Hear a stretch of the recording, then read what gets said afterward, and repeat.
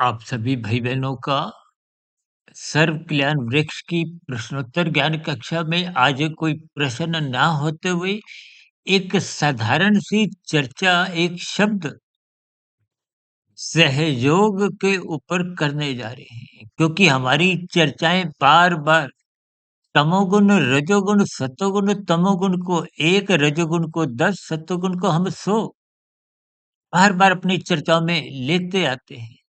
इन पर चर्चाएं रखते हैं कि तमोगुण से 10 गुना अच्छा रजोगुण है, इसलिए तमोगुण को 1 रजोगुण को हम 10 कहते हैं। और रजोगुण से भी 10 गुना अच्छा सतोगुण है, इसलिए सतोगुण को हम 100 से संबोधित करते हैं, ताकि स्थितियां कुछ विशेष को हमें समझ में आ जाए। सतोगुण रजोगुण से दूरी पे है, 10 और 100 की दूरी है, इसलिए शास्त्रों में कर्म कांड रचे गए। ये विभिन्न प्रकार के जो त्योहार मनाए जाते हैं, ये सब स्थितियां आपको हमें सतोगुण की ओर ले जाती हैं, धर्म मार्ग को मजबूती प्रदान करती हैं, ताकि आपका संसार जो रजोगुण और तमोगुणी स्थितियां हैं, ये बिगड़े नहीं। बिगड़ने का अभिप्राय तामसी स्थितियों में गिरे नहीं। तामसी स्थितियां कब बनती हैं, कब मनुष्य गिरता है? जब रजोगुण बिगड़ता है। और रजोगुण बिगड़ने का कारण आपके हमारे सतोगुण की कमजोरी है। सतोगुण की कमजोरी ही सत्संग की बेरुखी है। आज संसार में सत्संग होते हुए मात्र दिखाई देते हैं।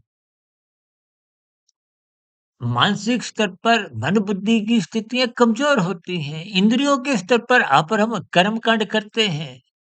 आज कर्म कांड भी तो लोभ से होते हैं, भय से होते हैं। लोभ किसका है? संसार ही संसार, सुख ही सुख मिलते रहे। और भय किसका है? कि कहीं ये सुख छीन ना जाए, कोई दुख पीड़ा आ नहीं जाए। देखिए, स्थितियों को जितना जितना तर्कपूर्वक समझेंगे, ये जो आज हमने एक शब्द सहयोग लिया है, देखिए आप और हम जब कभी कोई अन्य मनुष्यों का सहयोग चाहते हैं, देखिए सहयोग के बिना तो समाज में कोई गति नहीं। परस्पर सहयोग के साथ ही परिवार चलते हैं। गली मोहल्ले की स्थितियां, शहर की स्थितियां, देश की स्थितियां और अंतरराष्ट्रीय स्तर पर भी जो आयात निर्यात की स्थितियां, ये भी तो एक सहयोग का ही एक हिस्सा है। इसी सहयोग को हमने देखिए आप और हम जब एक सहानुभूति के 2 बोल किसी के दुख की पीड़ा में बोलते हैं, तो वो 1% की स्थिति है। और जब-जब आप उस दुख में शब्दों के साथ-साथ कुछ अपने तन के स्तर पर उसकी मदद करते हैं, अपनी कुछ सेवाएँ देते हुए, वो एक विशेष स्तर पर एक 10% की आप स्थिति समझ सकते हो। लेकिन जब आप किसी की मदद देखिए, अक्सर ये मदद को कलयुग में तो विशेष स्तर पर, आर्थिक स्तर पर ही लिया जाता है। क्योंकि आपके हमारे जीवन की जो विभिन्न समस्याएँ हैं, वो धन की कमी के कारण है। हालाँकि धन जब प्रचुर भी होता है, तो ऐसा नहीं कि समस्याओं का अंत हो जाता है। क्योंकि धन कहो, ये तो अर्थ स्थितियाँ हैं। अर्थ का अभिप्राय पदार्थों से है। ये तामसी स्थितियाँ ही हैं। लेकिन फिर भी देखिए, आज आप किसी से आर्थिक सहयोग माँगते हो, तो स्थितियाँ 100% की बन नहीं पाती। ये बहुत ही एक व्यावहारिक स्थिति है। इसीलिए हमने सहयोग को 1, 10, 100% की अलग-अलग स्थितियों से जोड़ा है, ताकि इस तामसी, राजसी और सात्विक स्थितियों का आपको हमें थोड़ा महसूस बोध हो। क्योंकि ये जो 3 गुणों की स्थितियाँ हैं, शास्त्र बार-बार कहते हैं, तमोगुण से अच्छा क्या है? रजोगुण। जैसे 1% से अधिक अच्छा क्या है? 10%। अब 10% से अधिक अच्छा क्या है? 100%। जब आप किसी आर्थिक तंगी से गुजर रहे हो, यदि मात्र कोई शाब्दिक स्तर पर ही कुछ सहानुभूति के भाव रखता है, चाहे वो दिखावट के तौर पर हो, देखिए ये सभी स्थितियां के आपको अर्थ समझ लेने चाहिए। ये सब 1% की स्थितियां हैं, क्योंकि शब्द कहने से कुछ विशेष घिसता नहीं, जिसको एक साधारण परिस्थितियों में क्या कहते हैं। हालांकि 1% की स्थिति भी कोई कम नहीं, लेकिन सापेक्ष दृष्टिकोण से 10% का वो 10वां हिस्सा है, 100% का वो 1% का हिस्सा है।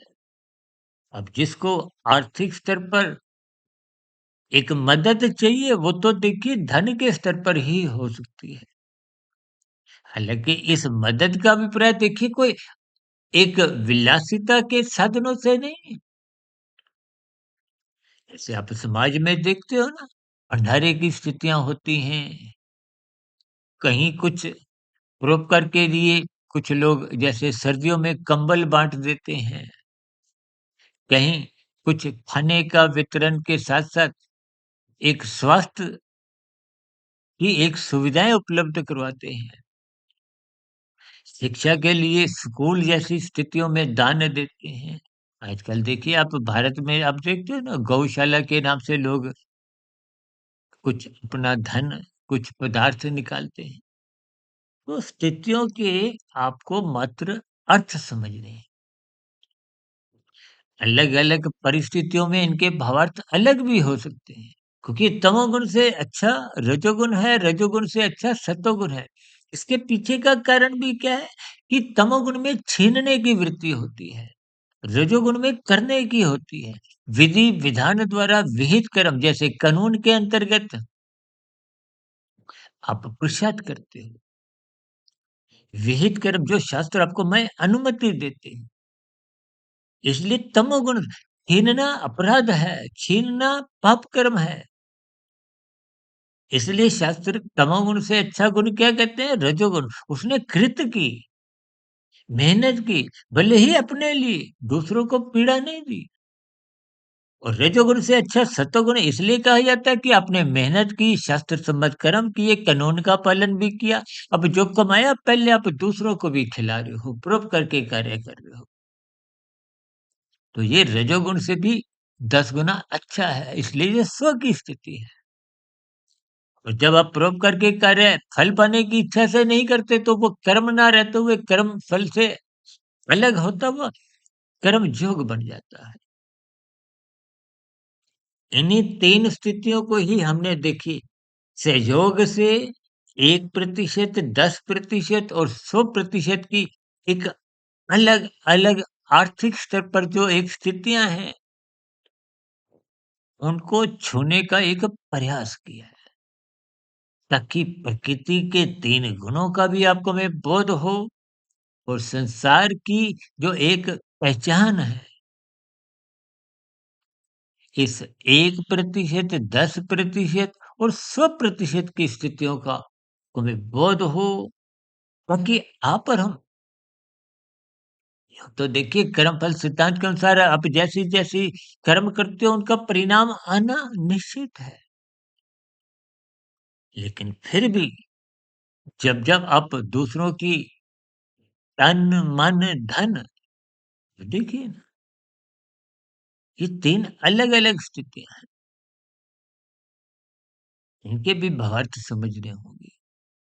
अपने जीवन को व्यवस्थित करें, सात्विक बनाएँ, कानून का पालन करें, शास्त्र सम्मत कर्म करें। क्योंकि शास्त्रों में तो विस्तार से कहा गया है, ये करो, ये मत करो। यूँ तो जब भी आप कोई बुरा काम करते हो, झूठ भी बोलते हो, तो भीतर की आत्मा आपको हमें रोकती है, क्योंकि वो ज्ञान स्वरूप सत्ता है।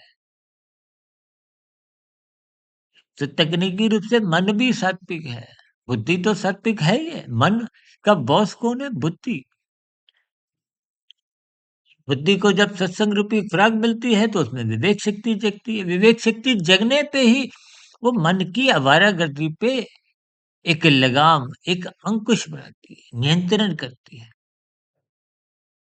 आज कलयुग में देखिए मन की स्थितियां बिगड़ गई हैं, बुद्धि को सत्संग रूपी खुराक नहीं मिलती, तो फिर मन ही बुद्धि को अपना नौकर बनाते हुए अलग अलग स्थितियों में उससे भी पाप कर्म करवाता है।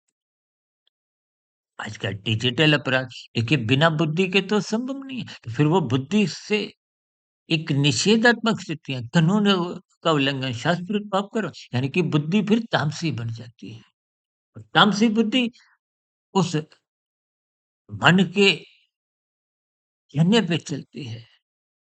फिर आपका हमारा कानून का उल्लंघन अपराध होते हैं, शास्त्रविरुद्ध पाप कर्म होते हैं, यानी कि कर्माशय बिगड़ता है, संस्कार बिगड़ते हैं। फिर उन बिगड़ी हुई कर्माशय संस्कार की स्थितियों के बुरे परिणाम आना भी निश्चित है।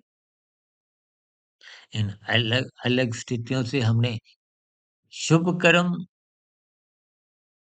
करने की एक प्रेरणा दी है कि जहाँ तक संभव हो आप परोपकार के कार्य निष्काम भाव से करें। निष्काम भाव से नहीं हो तो परोपकार के कार्य जितनी आप दूसरों की मदद कर सकते हो करनी चाहिए। भले ही लाभ पाने के दृष्टिकोण से भी करो, लेकिन इन सभी स्थितियों में सात्विकता मजबूत होती है, धर्म मजबूत होता है और संसारी विषयों में जो एक लोलुपता है, उससे भी आप और हम बच जाते हैं। देखिए, स्थितियों को आप जितना-जितना क्रमबद्ध ज्ञानपूर्वक समझोगे, उतना-उतना आपके हमारे जीवन की आध्यात्मिक उन्नति के दरवाजे खुलते हैं। शेष भी सात्विक शुभ स्थितियाँ आपके जीवन में भी बने। इन्हीं शुभकामनाओं के साथ आज की चर्चा विशेष को जो थोड़ी दार्शनिक भी थी, 3 गुणों का भी एक विशेष लक्षण से संबंधित थी और कलयुगी स्थितियाँ जो-जो देखने में आती हैं, उनकी एक विशेष स्थिति को भी मैंने समझाने का एक प्रयास किया। क्योंकि व्यावहारिक, धार्मिक, आध्यात्मिक सभी स्थितियों का आपको में ज्ञान मिले, तुम अपने जीवन को व्यवस्थित करें। कोई कही गई बात आपको बुरी लगी हो, तो उसके लिए हम क्षमा चाहते हैं। बात की गहराई समझिए, अपने जीवन को व्यवस्थित बनाएँ, सात्विक बनाएँ, ताकि मिला हुआ जीवन सार्थक हो। फिर भी आज की वीडियो संबंधित आपकी प्रतिक्रियाओं का यानी कि प्रश्न, सुझाव और किंतु-परंतु की कोई शिकायत, इन सभी प्रतिक्रियाओं का नीचे कमेंट्स बॉक्स पर या प्रश्नोत्तर ज्ञान कक्षा में ही स्वागत है। चर्चा विशेष को सुनने के लिए आप सभी भाई-बहनों का बहुत-बहुत धन्यवाद।